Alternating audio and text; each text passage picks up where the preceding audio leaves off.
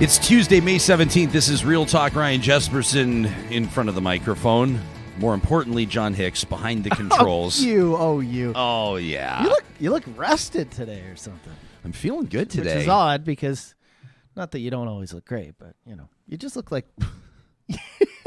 This is a high-functioning guy. I got some sleep last night. For people who don't know, this guy... I was, you know what I was doing is I was starting to go through the new Kids in the Hall on Amazon. So did I last night. And I was like, and Carrie says to me, my wife says to me, because she's about 8.5 months pregnant, which I think some people know if you follow her on Instagram and all that kind of jazz. Yeah. And so I'm right now at the stage where you just want to have that extra. You want to just make sure you're saying things like, is there anything else I can help with? Is there anything else that you need done? Yeah. Because it's to that stage where, she's just walking through the house and all of a sudden you just hear, oof, and you're like, what's up? She's like, it's good.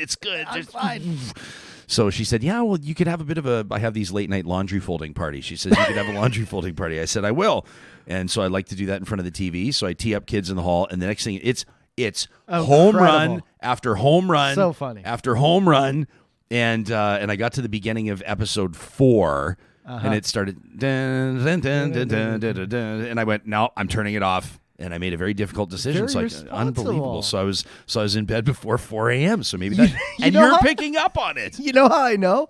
Because when I text you about prep, it's usually like between 12 a.m. and 2 a.m. And I texted you at like 12:10 and he didn't answer. I'm like, wow. Ooh. He's getting some shut-eye. Well, at that point, I might have just been enthralled with the Kids in the Hall. But still, unbelievable. And a lot of people wonder when you try to revive something that's been, gone or defunct for quite some time. Kids in the Hall have been off the air, so to speak, since the early to mid-'90s. And they came back, and I just feel like not only did they not miss a beat with the incredible talent that the 5 of them have and everything.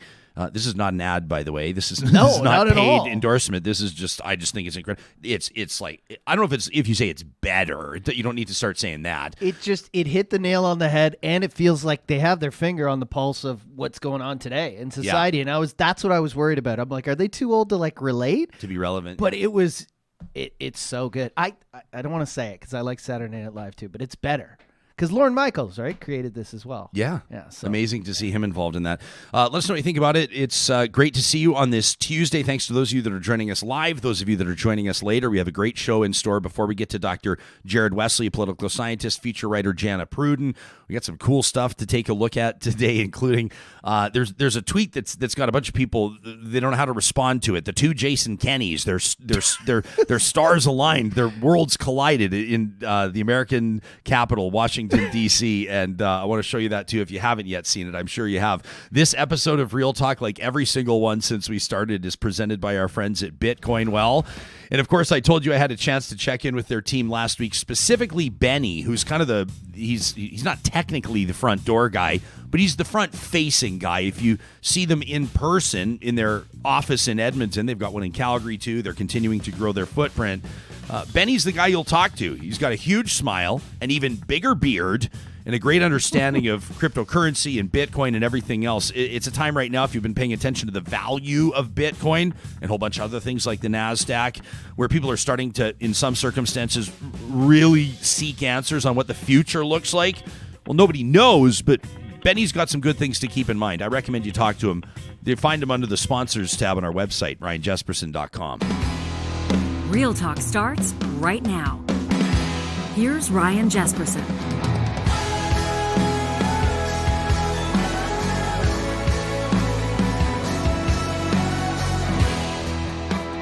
All right, first things first, we are 24 hours, no we're not, we're like, 36, 35 hours live right now away from the Game 1 of the Battle of Alberta, and if you're tuning in from Frankfurt, Germany, or the United Arab Emirates, or Vietnam, or some of the other interesting places we see web hits from, perhaps you'll care more or less about this. It could be hockey fans. This is just real life. The first Battle of Alberta in more than 30 years, so a lot of people are excited. And, of course, people have been wondering, what are the mayors of these two cities going to do?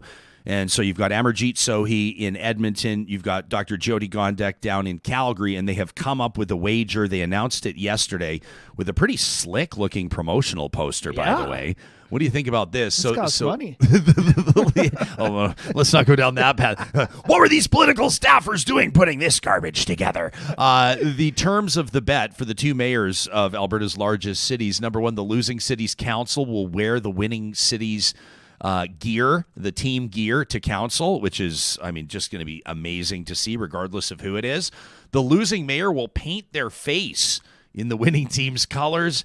And number three, the losing team will donate to a cancer foundation in the winning team's city. So I love that. So there you have it, the Battle of Alberta. Andrew Walker was talking about it yesterday on the Hedge podcast. You can check out thehedgepod.com. And I know a lot of people are going to be pretty excited tomorrow night. It's going to, the city. I see people driving around with, now the Flames flags are out in the city here. Because, those closet Flames fans who are here are like, screw it. Well, they're not closet Flames. What are you talking about? Yeah, exactly. Well, I don't see I've never seen flag. Now I'm seeing flags on cars for Flames and Oilers at the same time. It's a thing flying in. But here's where you can tell that this is still a Canadian jurisdictional battle, is that nobody's afraid of having their car windows kicked in. Exactly. Rocking these flags around town. Did you see the video of the guy who took off his Tampa Bay jersey the second they eliminated the Leafs in downtown Toronto in the big crowd? Oh, and then people are chasing him around trying to punch him. Was that the video you saw? He was in the middle of the crowd and he's watching, and then Tampa Bay eliminates the Leaf, and he just looks around and takes his jersey. Didn't want anything to do with it. Puts it in his side pocket. It's unbelievable. I'd be curious to know how Real Talkers are split, and the cool part about that is that we've actually, in partnership with our good friends, our research and strategy partners at Y Station, made this our question of the week this week. I also like that the bigger picture reflects what we want Real Talk to be all about, because our question of the week last week, which we'll get to the results later in the show, was about abortion. The ones before that, we've talked about Elon Musk's sale of Twitter. We've talked about a whole bunch of things. Jason Kenney's leadership review. Dr. Jared Wesley coming up with his survey results in just a minute on the show. But this one, we wanted to keep it a little bit more light. Although for some of you, this is light. I don't know my allegiance in the Battle of Alberta. You think that's light? You think that's fluff? If you go to ryanjesperson.com, you click on Connect and then Question of the Week. That's how you can take literally 2 minutes and swing through it. Let us know where you're at. The NHL playoffs in full swing, heading into the second round here. Who have you got going through? Are you a long-suffering diehard or a hardcore bandwagon jumper? We want to know. Ultimately, you click through, you let us know who you think's going to win each round, who you think's going to win the cup, how much memorabilia you've got in your house, just some fun questions to give us a sense of where Real Talkers are at. And of course, there are some options too for you to be like, yeah, I don't really care. Do you think there's any proud Albertans that are kind of on the fence that Well, I know that we've got have a Flames jersey under their Oilers jersey. Well, I'll be curious to know where the Real Talkers from BC and Saskatchewan are chiming in. Yeah. We'll probably have a lot of Canucks fans. We'll have some Jets fans. And then you've always got the Leafs and Habs fans in Western Canada. You know that. The barn fills with them every single time they're visiting. So you talking about on the border? Like, let's go live to Infamere and see what they're... Lloydminster would be another interesting one. Alberta, Saskatchewan. How about the city of Red Deer right now? Right smack dab in the middle of the QE2. Fernie? Where does Dr. Jared Wesley land on this? The University of Alberta political scientist, but did some schooling, we know, at the University of Calgary. Have you is this a no-brainer for you? Do you have your flag planted when it comes to the Battle of Alberta, Doc? Well, I'm a Manitoban, so I'm a Jets fan first. But as you said, I spent my part of my schooling down in Calgary, but I did my undergrad here at the U of A.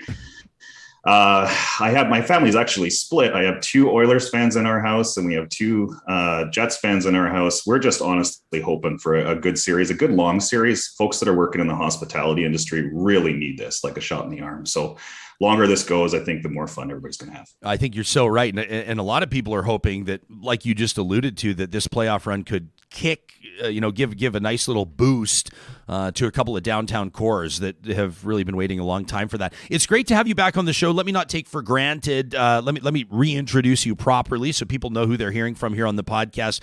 University of Alberta political scientist, member of the Black Faculty Collective, and then you contribute to Common Ground Politics, which has conducted this survey. We'll get you to remind us what Common Ground is all about, and these Viewpoint Alberta surveys have been really valuable for a lot of people that are trying to make sense of what they're seeing in the political landscape. At Common Ground Politics, albertapolitics.ca. People can learn more about this group, its formation, and why it's here. But why don't you tee up these results for us, Jared? Yeah, I mean, a Common Ground is a group of about a dozen or so U of A, predominantly faculty, but we have folks all across Western Canada. They're trying to help Western Canadians understand who they are. So we like to say that we hold up a mirror to particularly people in Alberta to show who they are, what are they thinking at any given time. And we've been using Viewpoint Alberta surveys over the last 3 years to trace people's attitudes about politics in general, about Alberta's place in Confederation, about Alberta's economic future. And from time to time, we throw in some questions that are related to events of the day. So that's what we're here talking about.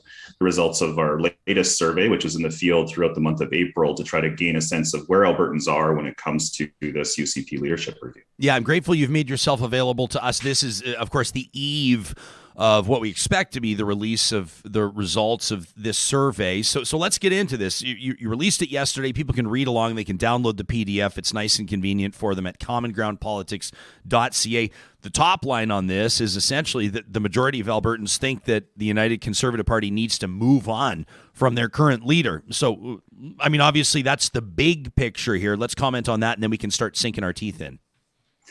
Yeah, I don't think it should come as a surprise to anyone who's been following Alberta politics, let alone people in the Premier's office, that more Albertans than not want to see the Premier leave his position. It's sitting at about 60% according to our survey, which matches pretty much his unfavorability ratings, right? Just a little bit higher. I think where it gets a little bit murky is we ask some follow-up questions, not only how should UCP members vote in this leadership review, but who do you think will act, or how do you think it'll actually turn out, right? Will Kenney keep his job or will he be turfed?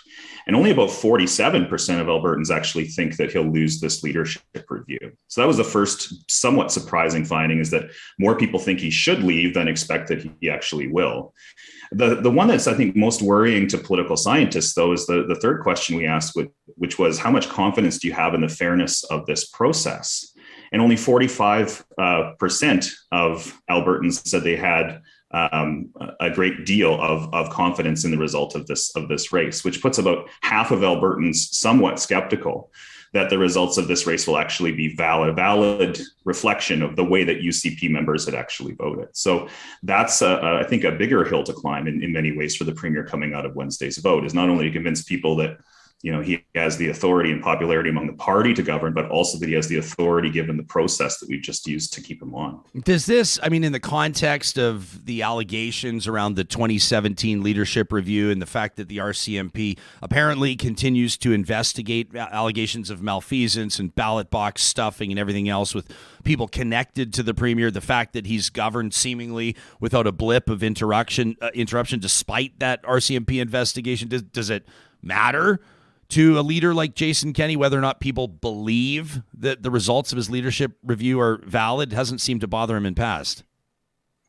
I think this is a legitimate question that we need to start asking of our election authorities, and by extension, the folks that fund them and provide resources for them, because it is definitely part of the calculus. When political operatives get together and scope out a strategy, we've actually seen it through leaked transcripts that were part of the RCMP investigation. This is part of it. Right, it's going to take a long time for them to try to unfurl this. And in the meantime, we'll have already either captured the leadership or we'll have won a series of races, and people will move on once the next election is held. And this isn't just confined to Conservative parties. Certainly the Harper government went through the in and out scandal with those kinds of calculations in mind. Some people got their hands slapped.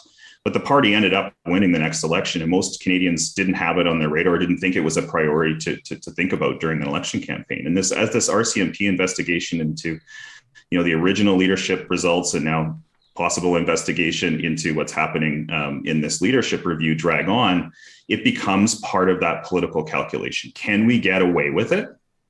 Right? And if we can, should we push the envelope? And increasingly, we're starting to see political party operatives say, let's push the envelope, because it doesn't seem to be much of a risk. This is, it's interesting too, how this is presented. And I do recommend people either, hit pause on the podcast if you're listening to this later, or after this conversation, take a look at the full results.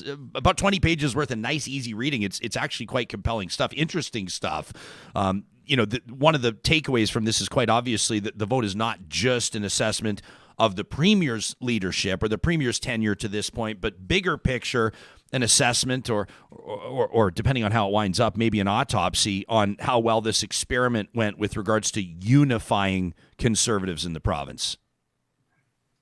Yeah, I'm not a historian by training, but I can imagine my historian colleagues in decades from now looking back at this period and wondering whether a united right was kind of the anomaly, a blip in the history of Alberta politics, and perhaps as we're seeing at the federal level in national politics. I mean, you try to explain to folks how people as conformist and folks that espouse socially conservative views could be in a party with folks that are libertarian and think that everyone should be able to live the way that they want to live.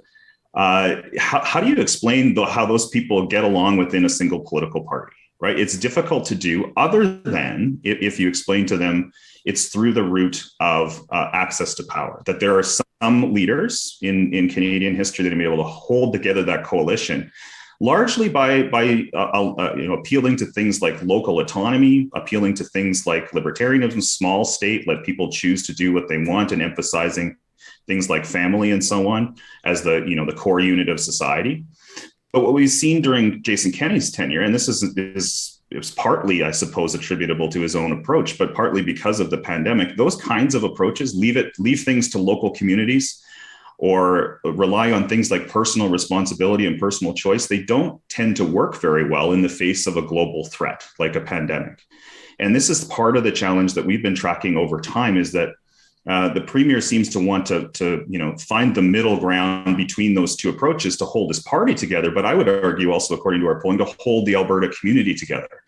And as a result, he's faced backlash from both the left and the right. You've seen it in our polls here. Nobody on any part of the spectrum wants the premier to stay in power, not even people on the right side of the spectrum.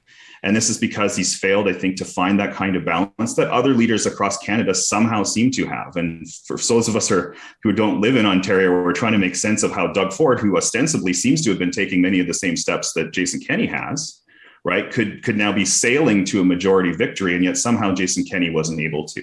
Largely, I think that's attributable to this strange amalgam of folks in his caucus that want different things, and he's been unable to balance it.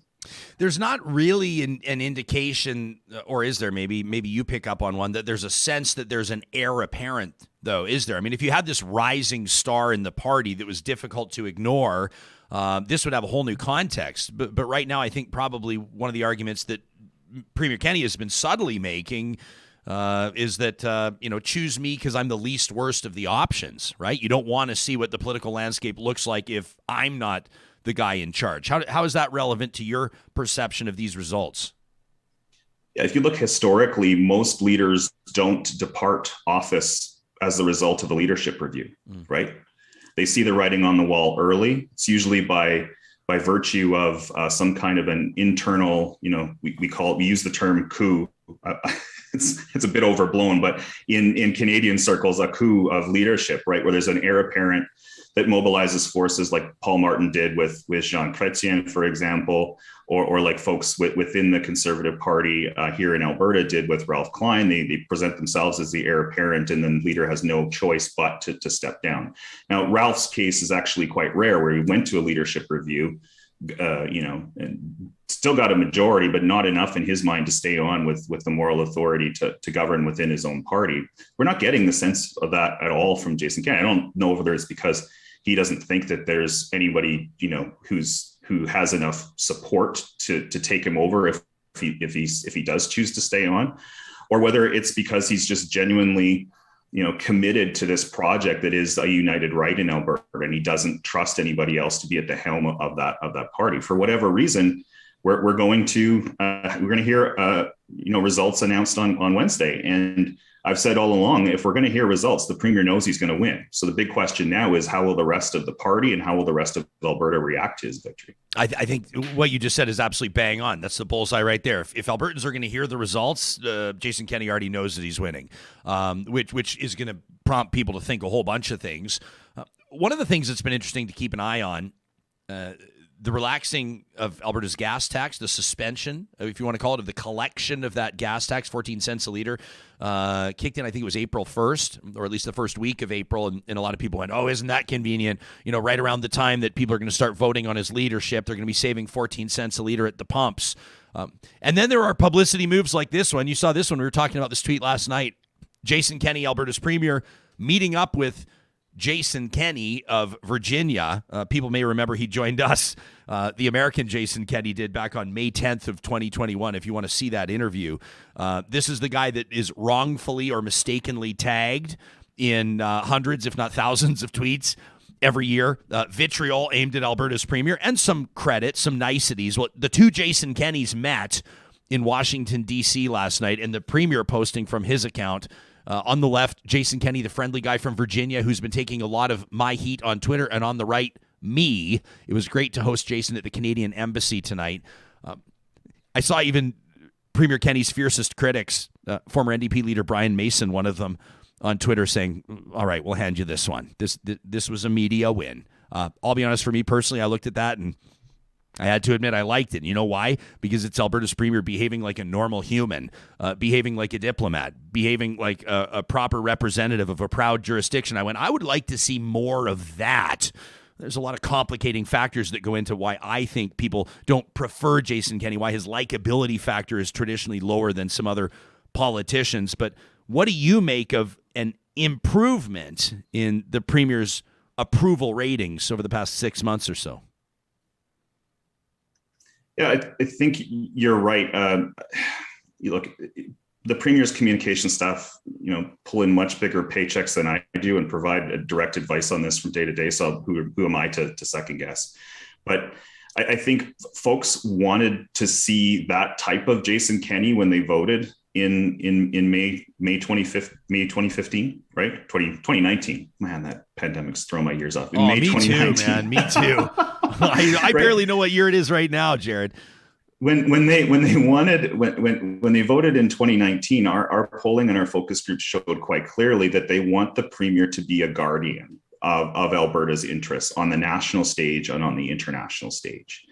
And at that time, Albertans were in a pretty pissy mood, quite frankly. And I've talked about this in other venues, but if I had to sum up what Albertans were looking for in a premier back in 2019, it was they were in the mood for a dick, right? They were in the mood for somebody who was as angry as they were, that was going to stand up for Alberta's interests against Ottawa, but also on the international stage. And that's who they voted for. Now, there's a gendered element of that, absolutely. Rachel Notley stood up for Alberta's interests as well, but she's not a dick. And I'm using that term deliberately because it came up in our focus groups quite often, but because it does capture what they were in the mood for. The pandemic hits and the premier is thrust into a different role. I think Albertans were looking for somewhat more empathy, right, as they navigated this crisis. And early on, the premier projected a persona. You remember that famous PowerPoint presentation that he gave early on in the campaign? Rick Bell called him Professor Kenney. That didn't seem to resonate. And now we see him starting to, pick fights with U.S. governors in some cases, glad handing with other, U.S. politicians on this trip, and then presenting this moderate image. I think he's kind of all over the map when it comes to his public persona. And it'll be interesting to see how they sort this out if he does survive the leadership review and heads into the next provincial election. Who are they going to position Kenney as? Who's he going to be? Is he going to be this nice guy that's, that is going to take a mea culpa for all the mistakes that his government has made over the course of the pandemic? Not likely. Nobody would believe it. Well, no. But this is the thing. But when it comes to caucus I guess there's the public side of it, and then there's the caucus management side of it, because it's not as if he's going to sail through his next caucus meeting. Everybody's going to say, okay, well, it looks like you survived, Premier. We'll all bow down and we'll kiss the ring now. That's not likely to happen. Mm-hmm. So he's going to have to do one of two things. He's already signaled he's going to be cracking down with party discipline and saying, I'm not going to put up with this dissent anymore. But there are a lot of people within the party that want him to be even more conciliatory and listening. And this is the kind of needle that they're going to have to thread. And I certainly don't know who Jason Kenney is behind closed doors, but that image is going to come into conflict, I think, in many ways with the way that he's going to try to present himself in the next provincial election. Yeah, we had an interesting conversation with the strategists on Friday. They were our Real Talk Roundtable, and Zane Velji, people can go back and listen to it on Friday the 13th Real Talk Roundtable. He says May 18th, like the release of the result, he goes, May 18th is just the beginning. He goes, that's not the end of anything. That's just the beginning. Dr. Wesley, what do we know about we want to break these down. People will be interested to know. We sort of look at the concept of the thirds, right? The pie split into three. If you want to win an election in Alberta, you've essentially got to win two of the three. If you win Calgary and Edmonton, you can form government. If you win Calgary and the rural ridings, you can form government, et cetera, et cetera. And in the NDP's case, what was kind of remarkable in 2015, obviously, is that they basically swept Edmonton, won a bunch of rural ridings, and made more inroads in Calgary than they had. People will want to look at this and say, with regards to the provincial election next year, when it comes to approval ratings or when it comes to those that are sympathetic to the premier governing through COVID, governing through an economic downturn, what do we know about their economic scenarios? What do we know about where they live? What can we read into the concept of those three pieces of the pie? Yeah, we've had these surveys rolling out since November 2019, and I'm shocked every time we get the results back at how little variation there is between urban and rural folks when it comes to stuff like this. Really? Especially, when it comes to the premier's popularity. I mean, I'm not trying to pile on to the premier. I'm not saying anything that he and his staff don't know. He's universally unpopular. We can't find a demographic group in Alberta that has him above water. In other words, rates him more likable or more favorable than unfavorable or unlikable. All right. I'd actually challenge this notion that there is a universal rural area. All of that said, okay. Yeah. What we've done in our research is divide Alberta into health zones, right? Which should be familiar to most people over the course of the pandemic. And what we find is that the north, central, and south zones are different when it comes to their support for the premier. Again, none of them favor the premier more than they disfavor the premier, but he seems to be most popular in the rural north than he is in any other rural part of the province, and tends to be least popular in the south. And if I'm the Conservatives, that's the most worrying part for me. And this isn't just in places like Lethbridge, where you expect there to be some rallying around the NDP flag, but it's also, we're starting to see leaks in the UCP ship in places like Medicine Hat. And where are these voters going? A lot of them are indicating that they don't intend to vote in the next election, or they say that they're willing to vote for the Wild Rose Independence Party, and in some cases switch to the New Democrats. So I'd be very careful to say that there's a rural strategy, one rural strategy that'll appeal to all parts of the province, because I think these are very different dynamics at play, because you have very different personalities and people at play in these various districts. I've got to be careful. I know you'll probably have red lights and red flags waving inside your brain as I explore this next idea, because I don't want to sort of take 300,000 people and group them all into one ideology, or let alone one industry. But I wonder if, the idea that the premier's popularity is strongest in the northern rural parts of the province. I'm thinking of natural gas, the oil sands jurisdictions, potentially some mining, maybe some forestry, a lot of industry that would see this premier's views or priorities as aligned with theirs. When you look at a lack of support in the southern rural regions, again, mea culpa here, or maybe at least a caveat. I recognize that not every community is a so-called Bible Belt community, or maybe more religious or libertarian or socially conservative riding, but you certainly see more of the pushback when it comes to this government's COVID restrictions, et cetera, coming out of southern Alberta. A lot of the dissenting conservative MLAs are out of southern Alberta, and it's not because they don't think that this government didn't do enough with COVID. It's that they think this government did too much. And you've got here inherently, in the comparison of the North and the South and other observations we could make, the reality with Jason Kenney is that he's been fighting a war kind of on two fronts, right? You've got the so-called progressive or centrist, moderate conservatives that don't like the leanings. They don't like the MLAs like Dan Williams attending the pro-life rallies. They don't like all this sort of more conservative, socially conservative stuff. And then you've got that entire other faction of the party, which is also important from an electability standpoint, that think that this guy's doing way too much, that he's not conservative enough. I mean, it's a tough line to walk for the premier of Alberta, let alone this guy.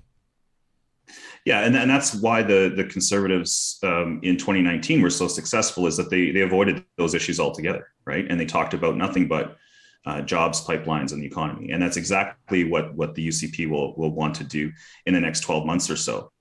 I'd say they are, according to our surveys, a little softer when it comes to their ownership over the economic issues. So we measure issue ownership by asking people, first of all, what's the most important issue to you in provincial politics? Then we follow up with, which party do you trust most to handle that issue? And what we found is that the New Democrats have gradually chipped away at the Conservatives' ownership over the economy. The Conservatives were somewhere in the 60s or 70s range when we started these surveys in November of 2019. And the New Democrats are up somewhere near 40%. We'll have more details coming out on that study sometime next week.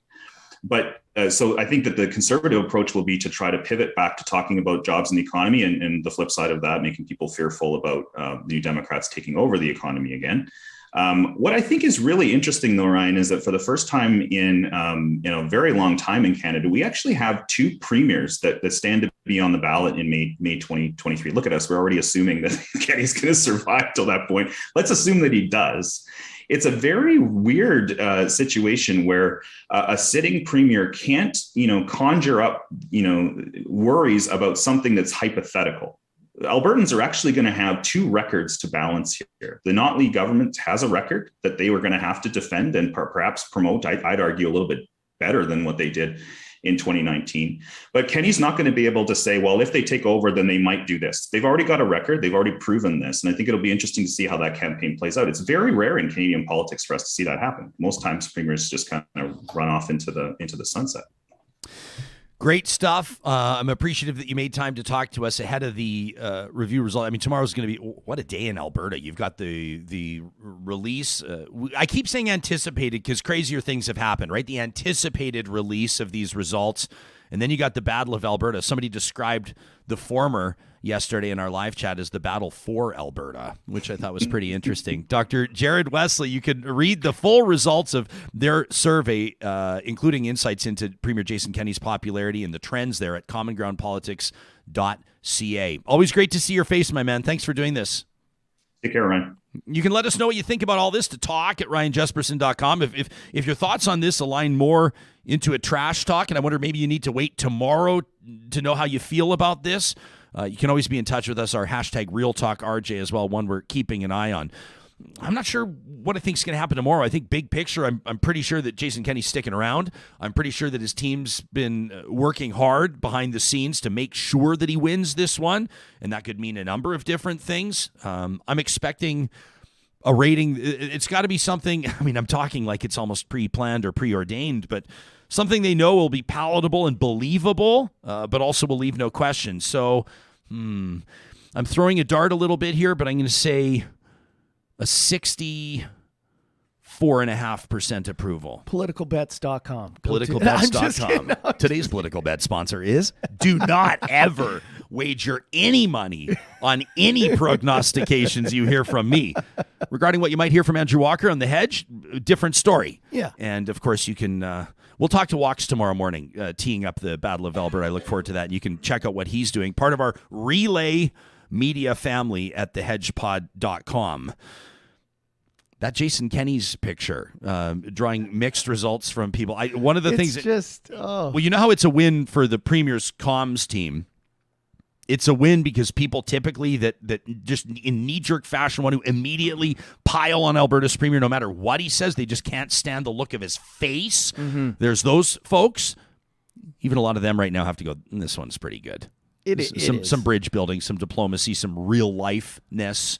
I feel like for every 10 times Kenney tries to be funny on Twitter, though, maybe one hits. And the thing too, it's never him trying to be funny; it's his staff trying to be funny. But hey, that's a good one today. That's what they're paid $200,000 a year to do, right? Commongroundpolitics.ca. That's where you can read the results of Dr. Jared Wesley's work with that collective, and they do a great job on it. Coming up in about 5 minutes, we're going to talk to Globe and Mail feature writer Jana Pruden. This in the context of David Milgaard's passing over the weekend. 69 years of age, died of pneumonia after a short fight. Says his family did not have COVID. So says his. I don't know why that matters, but people are pointing that out. Jana had an opportunity to meet with Mr. Milgaard, a feature that she wrote back in 2019, a powerful one. If you subscribe to the Globe and Mail like we do here at Real Talk, we encourage you to read that. Jana, nobody writes quite like Jana, and she's going to give us some insight into what it was like to sit down with David Milgaard. That's coming up. If you're making your way out of town, if you're lucky enough to be, maybe you're blowing the dust off the golf clubs, you have the SPF 50 and you're going to go get some sand between your toes. Maybe you're going to see family for the first time. Maybe you're going to go see your grandma for the first time in 2.5 years. If you're flying out of Edmonton International Airport, I recommend personally that you park at Jet Set Parking. That's what we do when we hit the road. You can save money by booking online at least 24 hours in advance of your travel, and you can book all the way through to the end of 2022. Right now, with the promo code REALTALK, you'll park for $7 a day. $7 a day parking at the airport. It's never been easier. JetSetParking.com. The promo code REALTALK allows you to book your spot. It's simple. You pull in, you leave your vehicle there, shuttle takes you to the airport. When you get back, shuttle drops you back off at your car. You use the credit card you used to book your spot to exit the parking lot. You don't have to hang on to an extra ticket that gets lost in the baggage. Speaking from experience, JetSetParking.com. You'll love them. I guarantee it. Kubi Renewable Energy is giving free quotes all the time. BC, Alberta into Saskatchewan as well for solar installations. It's solar energy solutions to power your life. It's never been more affordable, and solar's never been better with regards to its reliability, with regards to the battery storage. But the number one message Kubi wants us to deliver today, they're hiring, including for a lead structural engineer and multiple electrician positions.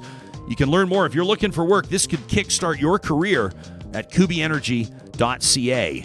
At St. Albert Dodge, they've got you covered not just on the sales side, not just with new vehicles, but pre-owned as well. And then, of course, the service department that continues to earn the accolades in the return business of clients through the years. A beautiful, relatively new dealership in St. Albert, and then, of course, a big Dodge dealership in Sherwood Park as well at Sherwood Dodge. You can shop them online, including getting approved now ahead of time before you go vehicle shopping, so you know exactly what that perfect fit looks like. Wouldn't be surprised to see some people maybe getting into something a little more fuel efficient these days. You know, a lot of people right now at the pumps just going, are you kidding me? It's like $2 a liter. They've got everything you need covered, including the hybrid options, the 4 cylinders, efficiency through the Dodge and Jeep lineups at Sherwood and St. Albert Dodge. And speaking of career opportunities, are you a healthcare aide? Are you a licensed practical nurse, an LPN? Infinity Healthcare is hiring today. They're hiring right now because demand is increasing with regards to their home care services. You can learn more about their team and what they offer, where they provide healthcare services at infinity-8.ca. If you're a healthcare aide that would maybe find joy, find fulfillment in helping folks stay in their homes, age in place, you'd like to be responsible for monitoring their condition, providing personal services, helping teach families how to provide the best possible care they can, this could be a perfect fit for you at infinity-8.ca. We're proud to partner with Infinity Healthcare. Jana Pruden coming up in just a moment. Right now, we wanted to take a moment to review the results of our most recent question of the week. We call it Get Real. This is our survey conducted by our research and strategy partners every week at Y Station. And in light of what's been going on, the U.S. Supreme Court and that leaked document from Justice Samuel Alito talking about the future of that 1973 landmark decision, Roe v. Wade, we wanted to ask you what you think this impact might have in Canada, how Canadian access to abortion might be impacted. Thanks to the hundreds of you that responded, we can tell you that about a third of you, 35% of Real Talkers surveyed, believe the Roe v. Wade overturn would unquestionably affect the issue in Canada. Here's another interesting one. About 1 in 5 of you, 18% of Real Talkers, feel that men should have equal weight in policy decisions about reproductive rights of those who can become pregnant. Now, let me circle back on that and suggest that that also implies that about, 82% of Real Talkers feel that men should not have equal weight in policy decisions about the reproductive rights. About 1 in 4 of you, 23% of Real Talkers surveyed, feel the decision would have at least an incremental effect in Canada, despite what some politicians may insist. Here's another takeaway. The next target for American conservatives, So say Real Talkers. Almost 4 out of 5 of you, 77%, say that federal gay marriage legislation is next in the crosshairs for American conservatives. Now, one of the things I like most about these questions of the week and these surveys, and you know this if you subscribe to our Patreon, because you receive the full top-line reports, is we ask you to fill in the blanks as well. If you want to click through and take 2 minutes to do the survey, that's perfect. But some of you want to put a little more time in. You want to leave extra comments. You want to have your say and maybe provide some details to maybe a more nuanced position that you've taken. And we wanted to get to some of those comments now. One of you said, if folks with sperm have a voice in this discussion, it should be to amplify the voices of those with a uterus. If folks with sperm have a role in this discussion, it is to support unconditionally folks with a uterus in whatever decision they make. And until folks with sperm are willing to accept 100% physical, financial, emotional, and mental responsibility for a child, they should not be at the table making these decisions. Another one of you said, only the media and the left keeps bringing up the abortion debate. Outside one candidate, I'm assuming they're talking about Dr. Leslyn Lewis, no one has any policies or talks about this. It's only used as a wedge issue. And this week's debate is proof that it will not be an issue, the debate on Fox. I don't think it's the media and the left bringing up the abortion debate. I think it's the leaked document out of the U.S. Supreme Court. Another one of you said men can't be excluded because of their physiology. Men need to be included in all aspects and, most importantly, need to learn. And another one of you said it's fucking ridiculous that this is even still a topic in 2022. Thanks to those of you that took that survey. As mentioned, our question of the week this week, a little lighter, a little more fun. We focus on the second round of the Stanley Cup playoffs. We're digging into this Battle of Alberta experience that everybody's bracing themselves for. We want to know where your loyalties are at, and you can take our question of the week survey. It takes 2 minutes by visiting the Connect link at ryanjesperson.com. Our next guest is, in my mind, one of the most talented feature writers in the country. She's joined us before to share her perspectives gleaned from sitting down with some of Canada's most notable newsmakers. And this one is no exception. Jana Pruden first released this story in the Globe and Mail back in August of 2019 after sitting down with Canadian David Milgaard. You know his story. Wrongly imprisoned for 23 years for a rape and murder he did not commit. Jana's piece, the headline reading, "This can happen to you." David Milgaard works to help free other innocent people, even though it opens the wounds of his past. Jana joining us live this morning. Thank you for making time for us. It's nice to see you again. It's nice to see you. Thanks for having me on. Yeah, well, your reflection just a couple of days ago when Mr. Milgaard's family announced his passing at age 69 from complications from pneumonia was that sitting down with him had made a great impact on your career. And it was notable to me because you've sat down with a lot of people with remarkable stories. How did this first come about? When did you first make contact with David Milgaard? Yeah, I actually met David in early May 2019. I was doing a panel at the Museum for Human Rights in Winnipeg. I was asked to do a CAJ panel that included David, or featured David, I guess, included the rest of us. And, I was so struck by him, obviously, for a lot of Canadians, I think especially Canadians of certain ages that live on the prairies. This was a story, I literally lived my whole life with his story in the background. And so it was very, quite powerful to meet him in person and also to see how other people interacted with him. We were coming up at the time to the 50th anniversary of his arrest. And so I asked him if he would consider letting me come to his house and spending a few days with him to do a really more in-depth feature of the kind, he's had a lot of ink spilled on him over the years, but nothing in the past decades that was quite as in-depth as I wanted to do.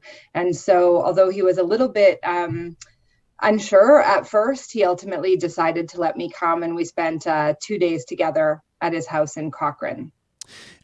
people might expect that, and I want to approach this from a number of angles, just like you do. But a lot of people might expect that someone that received, and gosh, it sounds tacky to put it this way, but someone that was awarded compensatory damages for a horrific wrongful conviction to the tune of wasn't it about $10 million, that if you were to visit them at their home outside Calgary, that it might be this sprawling estate overlooking the Rocky Mountains, that there may be a beautiful SUV parked out front, that he may have offered you some sort of fresh fruit platter as you walked in, considering what the bank balance might look like. But that certainly wasn't the case with Mr. Milgaard. Life wasn't easy sailing, smooth sailing after he was released from prison, after he and his mother Joyce fought for that compensation. No, not at all. That money very quickly completely disappeared. He gave much of it away. He gave a fair bit to his mother. He spent some himself. He was definitely taken advantage of and lost a large amount of it through various frauds and investments. And I think people really taking advantage of him. So by the time we met, the money was long, long, long gone. He was living extremely modestly in his home. And that's one of the reasons that he continued to do talks like the CAJ talk and other advocacy work, partly because he really cared about that issue, but also partly, and he told me this rather frankly, that he needed the money from honorariums and that he could get paid for speaking. Jana, you would, I think probably the average person would assume that someone who was arrested right at we talk about even the age, and I think his age when he first turned himself into police in British Columbia, 16. I mean, just at the outset of what should have been these formative years, becoming a young man, becoming a young adult, and then released from prison. I think he was 39 when he was released. That someone that had been wrongfully convicted, that had been perceived and probably treated like a rapist and a murderer. Certainly millions of people across the country saw him as that. This young nursing aide, her body found in a snowbank. I mean, just a disgraceful and horrific circumstance. That someone like David Milgaard would be consumed with anger, with bitterness, obviously dealing with trauma after years and years of this experience. On that front, what did you pick up from him? Mm-hmm. One thing I want to note, that's not a photo from his arrest. That's a photo from later when he was released briefly and went on the run and was ultimately recaptured, shot by the police in that process. The original picture of his arrest, he looks like a baby. He was 16 years old, and that picture is findable. It's findable in the I think we ran it in the Globe and Mail feature at the time. And that photo is really striking to me because he looks like a child, which of course he was, charged with one of the most heinous offenses. It had been a very high profile case at the time, very disturbing case. And as you say, the most serious charges, and charges that even in a serious environment like prison are not treated very nicely, as we all know. There's a few things about David. One of the things that really struck me and that I've thought about a lot when I think about wrongful conviction, because there's this kind of question sometimes that people ask. We know that wrongfully convicted people do not do well in front of parole boards because they will not accept responsibility for what they did. And that was one question that came up about David through the years was, well, why wouldn't he have just told the parole board, okay, I did it and I'm sorry, just to get out? And then you could work on reversing it, the conviction later once you were a free man.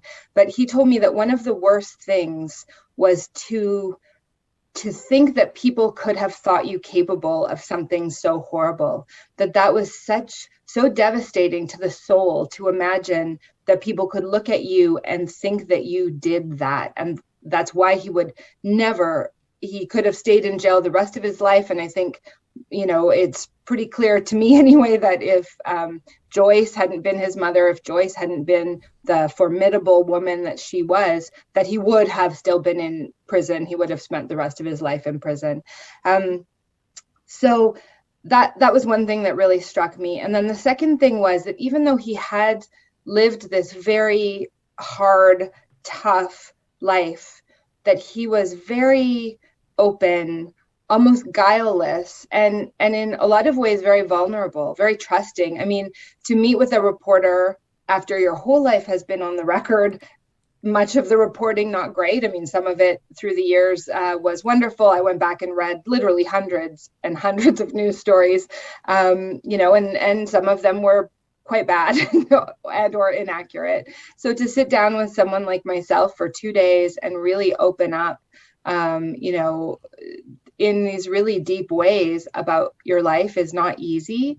And I think that spoke so much to him, that even though he had endured this life that could make you very hostile, very angry, he really worked to not be angry, and he worked to still give himself to people. I mean, to me, one of the fundamental struggles of David's life is life post-prison, is that the way that he felt so called to help, which was around the wrongfully convicted, was also the thing that hurt him so deeply. I know it was so hard for him to do that advocacy, and but yet he couldn't walk away from it. In fact, the last message, I got a message from David. We have stayed in touch all these years since I wrote that piece, and I had received a message from him just on Thursday, and his final message to me was around a wrongful conviction case that he's advocating for. And I know that was truly a driving force in his life. Did he tell you, did he spell it out to you why he agreed to sit down with you? To raise awareness of the wrongfully convicted and of the need for an independent review board, which was a real passion in his life. And that's one of the reasons why I'm agreeing to go on shows and talk about him, is that I know that he would want me to keep plugging, we need an independent review board. Now he would send me those messages sometimes, now all in caps, and the plight of the wrongfully convicted, because, he is arguably Canada's most famous wrongfully convicted person, but there are many others, and there are people who are in custody right now who are where he was 30 years ago, 40 years ago, trying to plead their case. And that's where the independent review board comes in, something that could, a board that could look at cases independently and more quickly, so that someone is not in prison for years and even decades before they may be found to have been not guilty. Yeah, to state the obvious, it is a reminder that, and I saw some commentary in our live chat yesterday on this when we were discussing David Milgaard, people saying, gosh, I'm glad that Canada doesn't have the death penalty. Gosh, this is a reminder why we need to talk about things like, the American perspective on capital punishment. It's not just a reminder, Janet, to state the obvious here, that there are, no doubt, people right now incarcerated for crimes they did not commit, which obviously points to the fact that there are people right now walking free despite crimes they did commit. I would imagine there was great sensitivity when you talked to Mr. Milgaard about Larry Fisher, who ultimately was convicted with DNA evidence that, in part, at least my understanding is, was provided by Mr. Milgaard's mother, Joyce. What was that conversation like, and what did you note about the impact that maybe Larry Fisher continued to have on David Milgaard later in life? I mean, he hated to talk about Larry. He hated it. And even on the panel, I could see, because that's a question that people go to and people are curious about. And that really hurt him. And I think, he told me that he just tried to not go to the angry place, right? Like that was a door he tried to keep closed and to focus on positive things of, what he could do for other wrongfully convicted. Because I think if he had truly opened that door and allowed himself to fully think about this person, who actually did this terrible thing and was fine with David spending his entire life in prison for it, that well of anger would be too deep. You just, David couldn't go there. And he truly hated the mention of his name.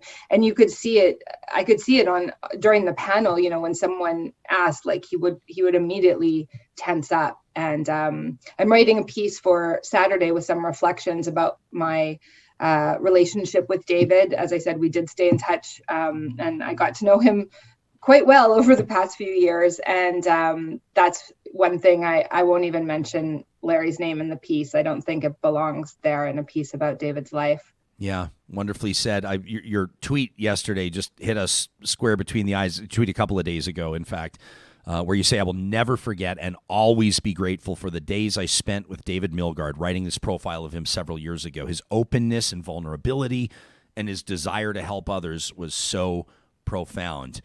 Did he have do you think, a clear grasp of the magnitude of his story and its impact on Canadians? I mean, yesterday I read some lyrics, some of Gord Downey's lyrics from the arguably, in my mind, the most beautiful Tragically Hip song of all time, although tragically beautiful, perhaps fittingly, Wheat Kings. I mean, did David Milgaard understand who he was to many Canadians? Yeah, I think he did. I mean, he was constantly touched by that after the profile came out, and I sent him a number of emails that I had received, and I know people were contacting him as well. And he was very moved that people still cared. But that could be a double-edged sword too. I was just going back and going through some of our interview at the time, and there was a comment he made about, how people would come to him every time he gave a talk, or every second time someone would come to him and say, my son is wrongfully convicted, my brother is wrongfully convicted, can you help? And he felt, even the way he said it to me was like, they're coming to see David Milgaard and to get David Milgaard to help, but I'm only a man, and I can't help. There's only so much I could do. And I know that really tormented him a great deal, that he would have liked to help way more than he possibly could. And, he did everything he could, but he had a lot of grief and a lot of things to work on himself. And also he had his children who were so important to him. The greatest joy to him, he told me that whenever he struggled, the thing that mattered most to him was his children. And so he didn't have an endless well to give. And I think his mother, people remember Joyce. I know she was like a thorn in the side for a lot of people. I highly recommend her book. I read it. She wrote it with Peter Edwards. I think it's called A Mother's Fight. Truly a remarkable woman and truly relentless. And I think the two of them really did, open the door for hopefully for many wrongful conviction cases that were reviewed to this point, and hopefully better processes to deal with them in the future, because as you know, I mean, it is an ongoing issue. You could look up the Talio case, which I've written about in BC. Philip Talio is still in custody. The Quaywason sisters, Narissa and Odelia, I have a piece on that as well. And David was extremely, extremely passionate about their case. That was the final message he sent me on Thursday, just 2 days before his death, was about the Quaywason sisters. So these things do happen. And I think Canadians, I remember, when I interviewed him for that profile, one of the things that was, he really wanted people to know, and I wrote that in the piece, David Milgaard wants you to know this could happen to you. It could happen to someone in your family. It's not something that could only happen to him or the Quaywason sisters or Philip Talio. It could truly be anyone. And that's why everyone needs to be engaged in making sure that the right people go away for these crimes. Because to your point, I think sometimes I've encountered a feeling of, oh, well, the wrongfully convicted person must have done something. So, it's not that big of a deal. They're in prison. I've actually had people say that to me. And I mean, putting the outrageousness of that statement aside, the other part of it is there is a murderer out who didn't do anything. And we can see in the case of Larry Fisher how much damage he did between the time that David Milgaard was arrested for the crime he committed and then the decades later when Larry Fisher was finally identified. How many lives were completely altered by his attacks on them in that period? Obviously what an indictment of the justice system, starting with what was described as a lazy and completely irresponsible police investigation, a police force that was being maligned at the time and facing a whole bunch of pressure for other issues, that was seeking a quick arrest and obviously a conviction in this brutal killing. Yeah, absolutely. When you look at, there's, some things that really lay the groundwork for wrongful convictions, including very high profile, very disturbing, very emotional cases, a desire to have them solved because they haven't been, someone hasn't been arrested immediately. Sometimes certain types of vulnerable outsiders who could be seen as the offender. Every single box when you read about wrongful convictions was present in this case. And, as I said before, if it wasn't for Joyce, I think the whole country knows if it wasn't for Joyce, this conviction never would have been overturned. There was no desire to review it. Even after she started pushing and brought forward new evidence, it still took decades until the truth came out. Yeah, Joyce Milgaard's book, by the way, out in 1999, if people want to look it up, A Mother's Story, The Fight to Free My Son David, written Joyce Milgaard with Peter Edwards. Jana, just, I don't know if the detail matters or not, but when David Milgaard texted you on Thursday, did he know? I mean, was he texting you as a, hey, I'm sick, I'm not sure what's up, or do you think this was even on his radar? It sounded like this passing was rather sudden.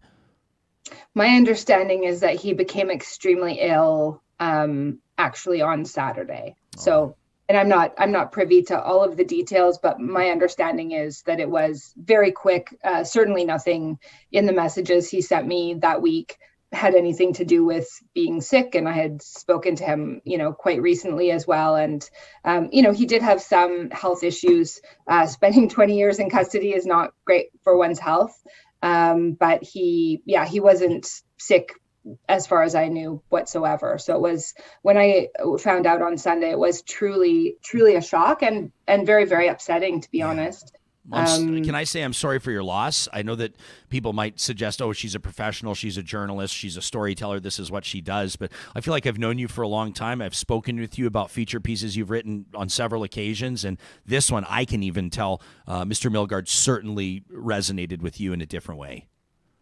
Yeah, he really did. And thank you. I mean, I consider it, the country's loss in a lot of ways, that his story is the country's tragedy and his sadness is the country's sadness. And the loss of him is all of our loss. And I really do hope, and again, if he's up there somewhere, he would definitely want me to be plugging this. But, I do hope that his legacy ends up being a change in the way that wrongfully convicted people can have their cases handled and reviewed, and also some, thoughtfulness all the way through the process. There's ways that even the most well-intentioned, and in fact, sometimes, truly the most well-intentioned police and prosecutors can make really terrible mistakes. And I think that's one of the things that people don't always understand about wrongful conviction. They think it's a malicious kind of prosecution, which of course can happen. But in a lot of cases, there are mistakes, there's cognitive biases, there's things that can contribute to wrongful conviction, and being aware of them and making sure there's safeguards in place so that police and prosecutors don't get caught in tunnel vision situation, for instance, are ways that we can really helpfully keep investigations from veering off on the wrong path, as they did in this case. Jana Pruden is an immensely talented feature writer for the Globe and Mail. Can I also give a shout out to photographer Todd Corral, who supplied us with many of the images that our YouTube viewers will have seen or will see through the course of this interview. What a storyteller Todd is through that lens. Jana, thanks for taking the time to reflect on your experience with David Milgaard and to remind us about where the focus should be following the news of his passing. It's good to see you again. Thank you. Great to see you. It was a pleasure to be on the show. You can follow Jana on Twitter at Jana_Pruden, and of course her piece in the Globe and Mail published back in August of 2019. This can happen to you. Interesting to hear Jana talking about the impact, and it may be implied, it may feel kind of obvious, but the long-term impact that 23 years of imprisonment, I mean, the arrest, right? I mean, the warrant being issued, David Milgaard, 16 years of age, turns himself in BC, and then he's convicted, he's jailed. You can imagine everything that goes along with that. As a matter of fact, most of us can't imagine everything that goes along with that. And then the release, and then you're David Milgaard. Like Jana said, then people are going to come to you like, David, we saw what your mom Joyce could do. We saw what you were able to do. Mm-hmm. right? You're David Milgaard. We need your help. And you'd think, not to speak for David Milgaard, I never had a chance to meet him nor interview him, but you're like, I'm just, in a circumstance like this, I'm just trying to make it through every day. Yeah. Man, and I think of people that I've interviewed. I think of a woman by the name of Sherry Arsenault. Her son was with his friends, killed instantly by a drunk driver, rear-ended their vehicle going 200 kilometers an hour, obliterated the vehicle. Her son was instantly killed, and she has been a fierce advocate for impaired driving crackdown in Canada on the legislative front. I think of my personal friends, the Wack family, the Joseph family, and others that lost their sons, and a family that lost their daughter in the Humboldt Broncos bus crash, and now the work that they're doing with regards to training for Class 1 drivers across the country. You think of other families who've lost someone, who've experienced something, and then all of a sudden, and many times they find purpose and they find direction, and it's their way of honoring the person or the people that they have loved and lost, but they become advocates and they become activists and they become people that drive conversations across the country. But that comes with its own exhaustion, right? You're constantly in the public eye. People are calling your family for interviews anytime that an item comes back up in the news. When Jaskarat Singh Sandhu, the driver who pleaded guilty with all those charges in the Humboldt Broncos bus crash, and to be clear, I'm not comparing a rape and murder to a horrific motor vehicle accident. I'm talking about the weight that survivors carry and the weight that families carry. But when the news surfaced that, how do people feel about Mr. Jaskarat Singh Sandhu, being deported from Canada or staying in Canada, and then everybody wants to talk to the Humboldt Broncos families, right? And I talked to Chris Joseph, and he said to me off the air in a private conversation, I said, are you okay to talk about this a little bit? He said, it's obviously not my favorite thing to talk about. He goes, but I'll talk about it. It's important to these families. I can't imagine the weight that they carry, the trauma that they live with, and let alone David Milgaard, who experienced his incarceration firsthand. So in the context of wrongful imprisonment or wrongful conviction or true justice in Canada, who does everybody want the interview with? David Milgaard. Alicia says, I can't imagine this happening to one of my children. What a life Mr. Milgaard had. You imagine walking a mile in the shoes of Joyce Milgaard. Your son painted as and then convicted as a rapist and a murderer when he was innocent the entire time. Sharon says so many are still incarcerated unjustly in this country. Many are Indigenous. Tony says, sadly, wrongful convictions still happen in Canada. Curious to know your thoughts on this as the nation mourns the loss of David Milgaard, who died over the weekend at 69 years of age from pneumonia. Friesen Brothers knows that you're going to be looking to heat up the grill this summer and maybe the smoker too. And I want to remind you that they've got some great smoker faves in their, of course, their fresh butcher shop, right? Alberta beef, Alberta pork, Alberta chicken. You can talk to their in-store butcher anytime. They love the conversations. They love doing custom projects. You want a certain cut to really knock your visitors' socks off? Talk to your butcher at your local Friesen Brothers. Plus, garden season finally here.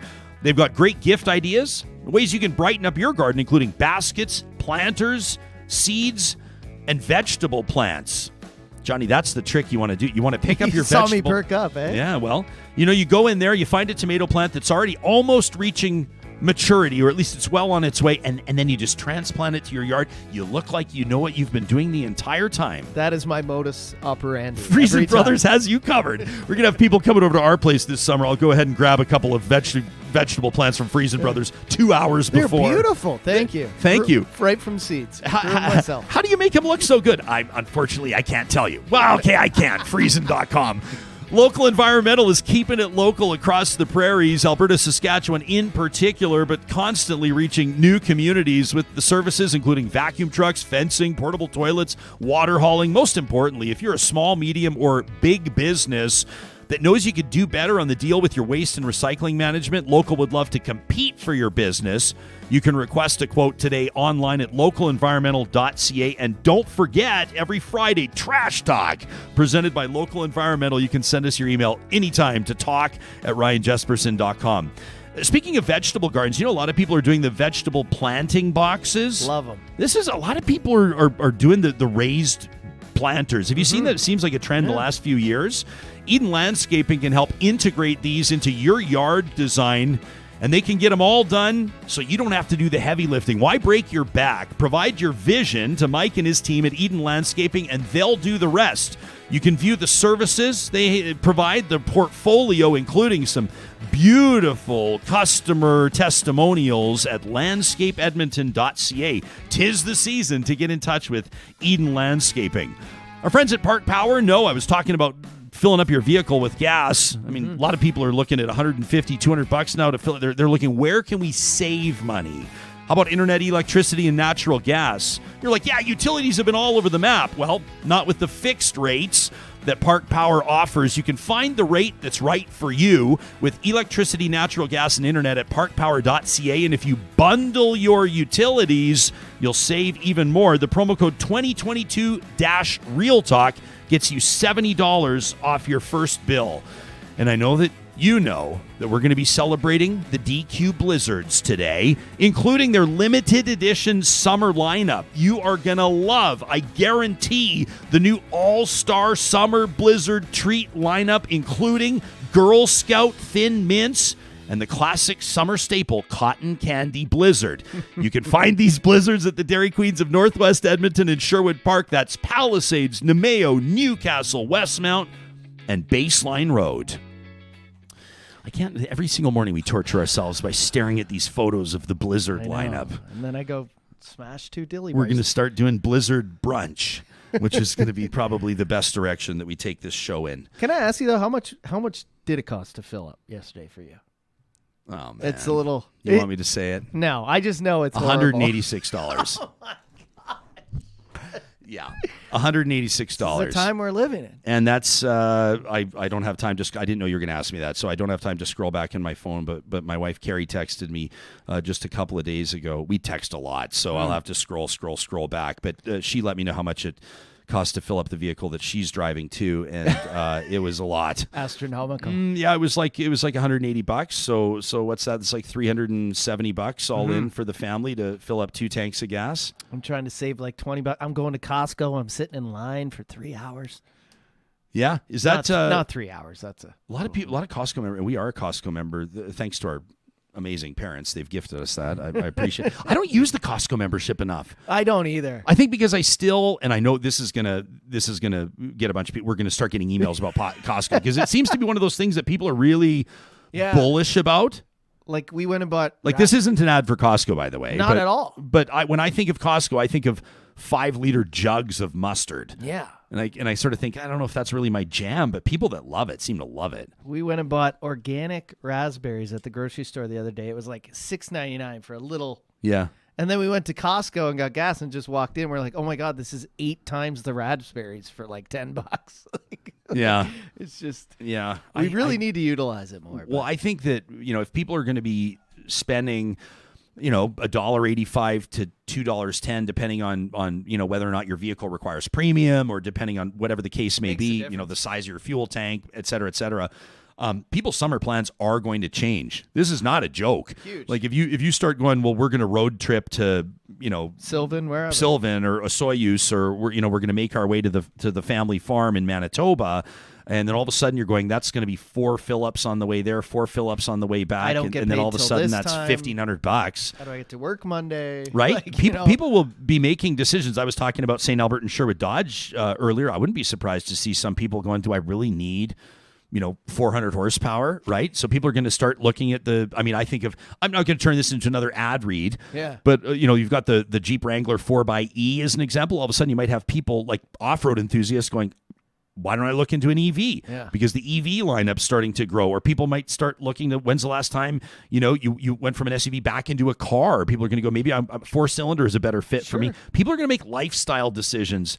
How many fewer people are going to be pulling their trailers this summer? 100%. And I don't know the numbers, but I'm seeing more EVs on the road. I saw a guy, and I won't mention his name, who I know is a car salesman who's pushing like SUVs and trucks all the time. And I saw on his Instagram in the background, he's driving an EV now. So I was like, what's happening here? Well, and pretty soon everybody's going to be driving EVs. Yeah. Wyatt, our son, he's 6. I told you about the conversations we've had before. Yesterday, again, and I love this. I think it's his grade 1 teacher who we adore. I think it's his grade 1 teacher that's having these conversations with him, which is good. That's what they should be doing. Let me be clear. But Wyatt says to me yesterday, I'm driving him to one of his extracurricular activities, and he says to me, Dad, I wish we were riding our bikes. And I said, how come? And he said, because of the exhaust coming out of the truck. Oh, my. Right? And I went, ooh. And I said, well, I'll tell you what, kiddo. I said, by the time that you're driving, right? I said, by the time you're driving, the whole thing is going to be a different deal. Yeah. The whole conversation is going to be different. He's 6. We're talking 10 years from now. Mm-hmm. There's going to be, you look at EVs right now, they're across the spectrum. You got 4x4s, you got the big SUVs. Yeah. You got the pickup trucks coming out, the EVs. And he says to me in response, he goes, yeah, I don't want to drive. And I'm like, this is a whole new generation. I mean, he's 6. He'll figure it out. It's going to change the world. Maybe he'll change the world. So, yeah, everybody, I know this is on a lot of people's radars. You can let us know. We're always curious to know. Obviously, this is a show that wants to reflect where the audience is at. We want to have real talk. Are you changing your summer plans? Are you adjusting what you're thinking you might do to get out in the great outdoors or to visit your friends over the next number of months? And how much of that has to do with cost, the cost factor? I wish I could scroll back in our live chat. I don't know if I could find it, but way earlier in the show, I made a comment about Premier Kenney and his efforts to sort of like bump up his popularity and sort of get Albertans to maybe give him a fighting chance to survive this leadership review. And I saw a great comment. I think it was from Gilles that was talking about gas. Here it is. Found it. Gilles said, I said something about the 14%. Or the 14 cent a liter, rather, the gas tax, the province of Alberta, relaxing or failing to, not failing, putting a cap on stopping. Why am I having a hard time finding the words? They're not collecting the gas tax, and they haven't been for the past number of weeks. They say they're trying to provide, and they are trying to provide some relief to consumers at the pumps. Now, I also have a different theory on this. Well, and does it screw the province over, right, when it comes to revenues? Yeah. So, but this is a better year for Alberta, and Alberta's not looking at these big gaping, big double-digit in the billions deficits, and so maybe the province can afford to do it right now. But 14 cents a liter, I mean, it's $1.86 when I filled up yesterday. Would have been $2. Yeah. So it does make a difference. But Jill had this interesting take, and it's worth considering. He said the suspension of the Alberta gas tax incentivizes gas companies to keep prices high. They lose profits when they decrease prices and have to start paying the tax again. So that's also an important point from Gilles. We always appreciate your contributions to the program, to the Real Talkers who tune in, as we say, either live or later. You can hit us up on the hashtag as well.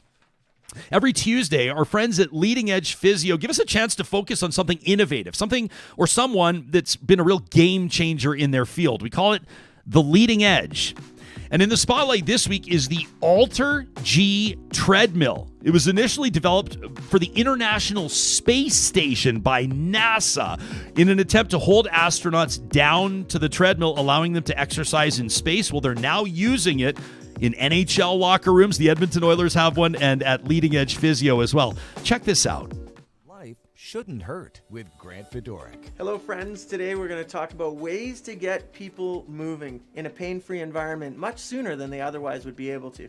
And this is the Alter G Zero Gravity Treadmill, originally designed by NASA. When someone arrives to use our Alter G, they'll put on a pair of our specialized neoprene shorts, step up onto the treadmill, raise the air compartment supports, and zipper in.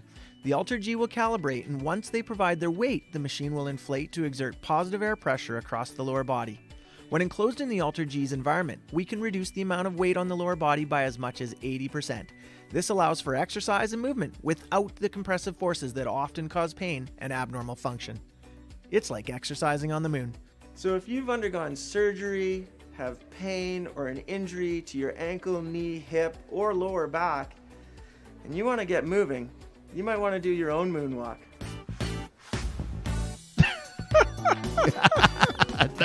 Nice job, Grant. That's Grant Fedoruk of Leading Edge Physio. So from NASA application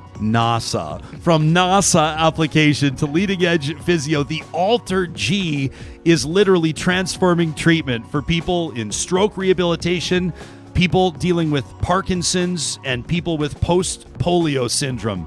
That's why the Alter G treadmill is on the Leading Edge. Presented by Leading Edge Physio.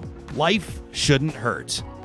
Coming up a little bit later on in this week, we're going to turn our attention to international stories affecting Canadians. But of course, the majority of our coverage tomorrow and into Thursday will be on that leadership review, the United Conservative Party's review, members' review of Premier Jason Kenney. Plus, tomorrow, Andrew Walker, host of The Hedge, will join us to tee up the Battle of Alberta. Make sure you sign up for the Real Talk Golf Classic if you haven't already at ryanjesperson.com. Just click on the events link and you'll find it there. It goes Thursday, June 23rd at the Ranch in support of the Real Talk Julie Rohr Scholarship. Thanks for tuning in today, friends. We'll talk to you again tomorrow right here on Real Talk.